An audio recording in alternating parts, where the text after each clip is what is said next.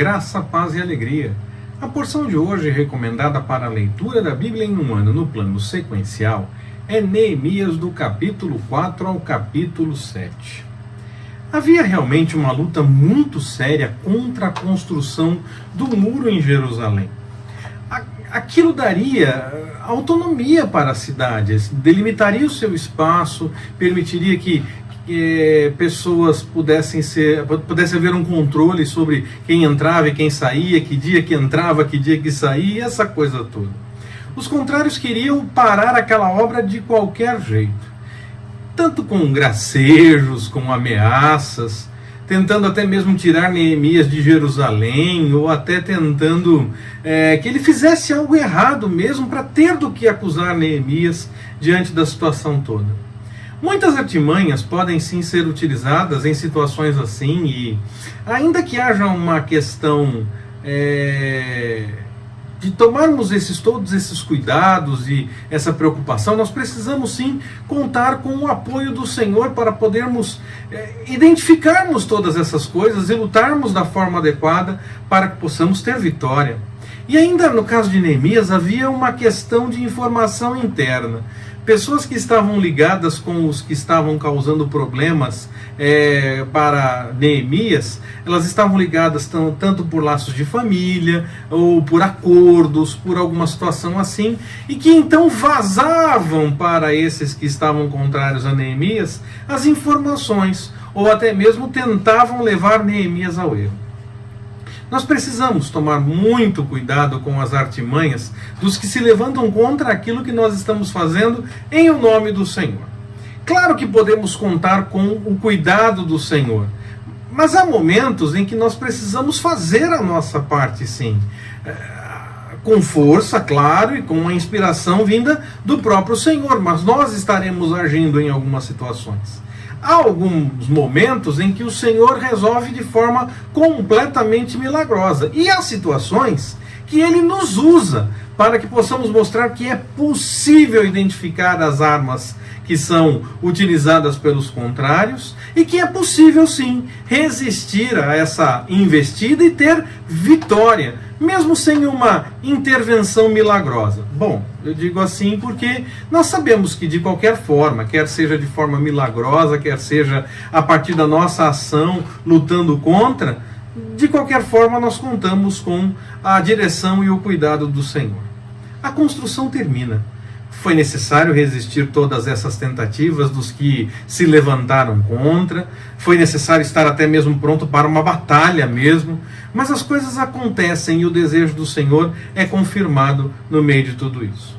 Lá no capítulo 7, nós vemos que depois que Neemias estabelece aqueles que vão ser os guardas da cidade, ou como vão cuidar, em que hora vai ser isso, turnos e essa coisa toda, tem toda uma dinâmica para ser organizada numa situação dessa, não é mesmo? Nós vemos então, depois disso, uma repetição de uma lista que nós já vimos, lá em Esdras, no capítulo 2. Alguns nomes estão escritos de forma diferente, os números não são iguais todas as vezes, ainda que a soma final revele o mesmo número. Alguns detalhes estão em ordem diferente, alguma situação, alguma ordem de nomes mesmo está numa sequência diferente. E eu fico também com a impressão que em Neemias nós temos alguns detalhes a mais a respeito da doação que foi feita para as coisas do templo e tudo mais. Mas nós estamos sim falando de uma mesma fonte, tanto em Neemias no capítulo 7, como em Esdras no capítulo 2. Nós estamos falando da mesma informação. Neemias tem que enfrentar uma outra situação depois da crise com os que estavam contra a construção do muro. Havia um problema econômico na terra. As pessoas estavam com problemas financeiros realmente, e outros estavam lucrando com essa situação. Quando esse ciclo começa, é difícil para quem está devendo se acertar. É claro que acontece, nós conhecemos situações em que isso aconteceu, mas não é fácil. É uma situação complicada para que a pessoa possa reverter dentro de uma situação de normalidade. Acontece que no caso do judeu, a lei tinha informações e recomendações a esse respeito. Nós já lemos a respeito disso quando nós lemos lá os livros do Pentateuco. era para ajudar quem estivesse com problema financeiro e não estivesse conseguindo colocar as coisas em ordem. O momento pedia, então, uma ação, uma atitude. E Neemias cobra que a lei seja aplicada. Ele não precisou lembrar neste momento que se tratava da lei, que ele estava falando da forma como a lei recomendava. Tratou mesmo como uma questão humana, como acerto de contas para restaurar o poder econômico daquelas pessoas que estavam com problemas. Mas no fim, ele estava sim fazendo uma recomendação com base na lei. Talvez, por isso, não tenha registro no texto de uma grande reclamação, porque, na verdade, ele estava cobrando algo que estava de acordo com a lei. E ele ainda foi além disso, além de fazer essa cobrança para que pudesse ajudar aquelas pessoas, ele tinha o direito ao seu sustento, e ele estava com o sustento então garantido. Era algo que ele realmente tinha que ter por conta até mesmo dos impostos que seriam arrecadados, e os impostos não necessariamente eram levantamento de dinheiro apenas, mas às vezes um percentual da produção, do gado, da colheita e tudo mais, era destinado para essa questão desse imposto, digamos assim. Neemias estava na posição de governador e ele tinha direito sim a receber essas coisas. O sustento era suficiente e ele ainda podia até mesmo ter mais pessoas na sua mesa, além de visitas estrangeiras que acontecessem ocasionalmente. E além disso, além desse sustento que estava garantido, ele ainda tinha o direito como governador de receber mais coisas. Não apenas em dinheiro, como eu falei, mas em qualquer...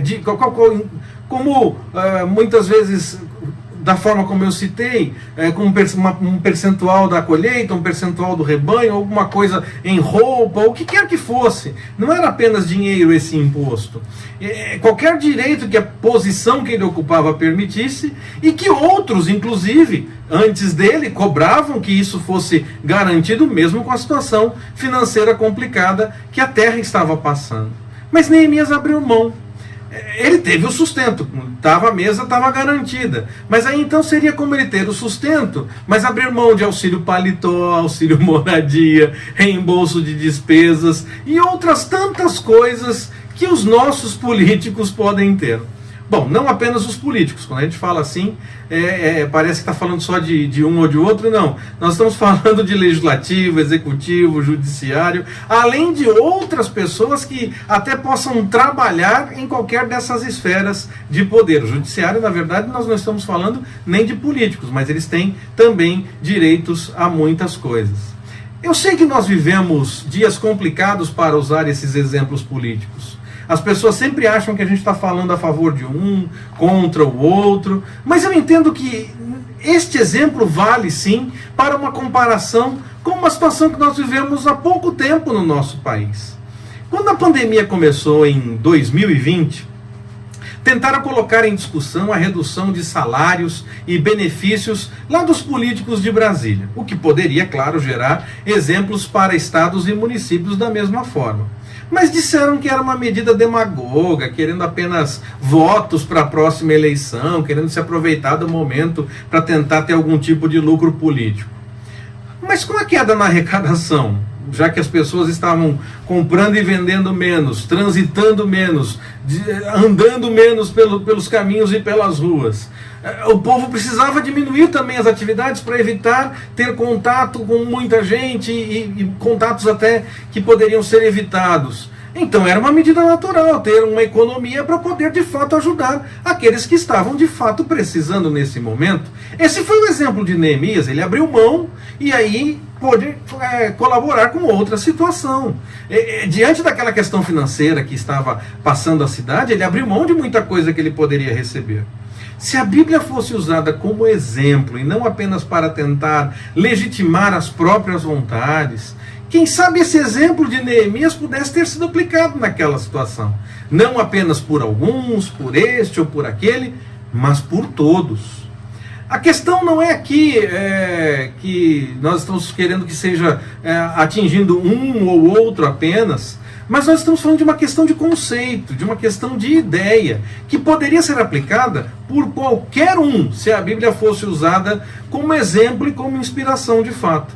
Eu estou dizendo que o exemplo de Neemias, se ele fosse seguido, não seria um mero ato demagogo, seria a discussão por diminuir salários, diminuir extras, seria uma realidade presente e diante do que estava acontecendo, e continua acontecendo neste momento que nós estamos, em 2021.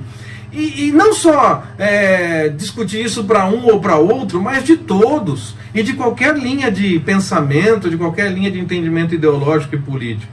Mas no fim, não se faz isso. E aí de vez em quando se levanta essa questão acusando esse poder ou aquele poder, este político ou aquele político, aí sim faz o um a um, o este ou aquele, em vez de fazer para todos, e nós acabamos perdendo naquele momento. Se a Bíblia fosse usada como exemplo, se Neemias tivesse sido usado como exemplo, nós perdemos o momento de fazer uma coisa dessas envolvendo todos de fato, e não apenas para ficar usando só em alguns momentos, aí sim de forma política, porque se não pode fazer para todos, mas de vez em quando pode falar que esse ou aquele tem isso e não abre mão, aí sim está se fazendo de forma política. O ideal era fazer para todos e de fato ajudar a população, como teoricamente nós entendemos, aconteceu nesse exemplo de Neemias.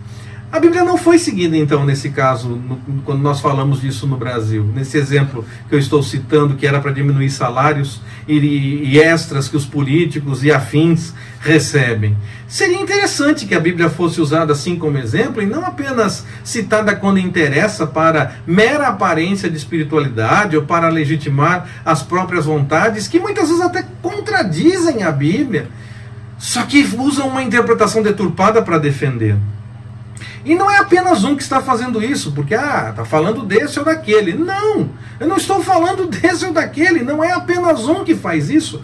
Um ou outro pode ter mais destaque, mas se nós pararmos para avaliar o que acontece no mundo político, no Brasil, estou falando do exemplo do Brasil, muitos citam a Bíblia, não são apenas alguns. Talvez um ou outro ganhe mais notoriedade, e pareça que são esses só que estão fazendo isso, mas muitos fazem isso.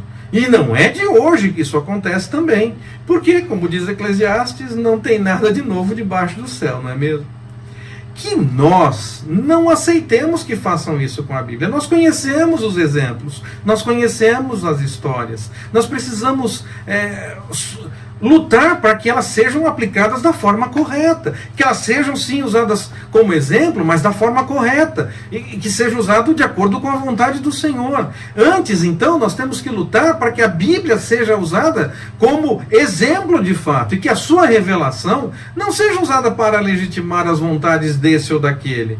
Antes, que a sua revelação, que a revelação da Bíblia, seja usada para mudar as pessoas de fato, e nos levar na direção da vontade do Senhor. Que Ele nos abençoe. Forte abraço, até mais, permitindo o Senhor.